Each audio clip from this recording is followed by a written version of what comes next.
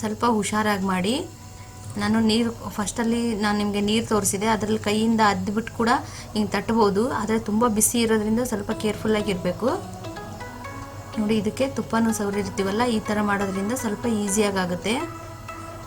ಇದಕ್ಕೆ ತುಪ್ಪ ಸವರ್ಬಿಟ್ಟು ಈ ಥರ ಚಾಕುಗೆ ಈ ಥರ ಹಾಕಿ ಕೂಡ ಮಾಡ್ಕೋಬೋದು. ಸ್ವಲ್ಪ ಬಿಸಿ ಇರೋವಾಗಲೇ ಕಟ್ ಮಾಡ್ಕೊಂಡ್ರೆ ಅದು ಚೆನ್ನಾಗಿ ನಿಮಗೆ ಯಾವ ಶೇಪ್ ಬೇಕೋ ಆ ಶೇಪು ಬರುತ್ತೆ. ತುಂಬ ಆರಿದ ಮೇಲೆ ಅದು ಗಟ್ಟಿ ಆಗುತ್ತಲ್ಲ, ಅದು ಶೇಪ್ ಕರೆಕ್ಟ್ ಬರಲ್ಲ. ನೋಡಿ, ಸ್ವಲ್ಪ ಆರಿದ ಮೇಲೆ ನೀವು ಈ ಥರ ಕಟ್ ಮಾಡಿಕೊಂಡು ತೆಗೆದಿಟ್ಕೋಬೋದು. ಇದು ತುಂಬ ಚೆನ್ನಾಗಿ ಬರುತ್ತೆ ಫ್ರೆಂಡ್ಸ್. ನೀವು ಮನೇಲಿ ಮಾಡಿ ನೋಡಿ, ನಿಮ್ಮ ಅನಿಸಿಕೆ ಅಭಿಪ್ರಾಯಗಳನ್ನು ತಿಳಿಸಿ. Okay, thank you.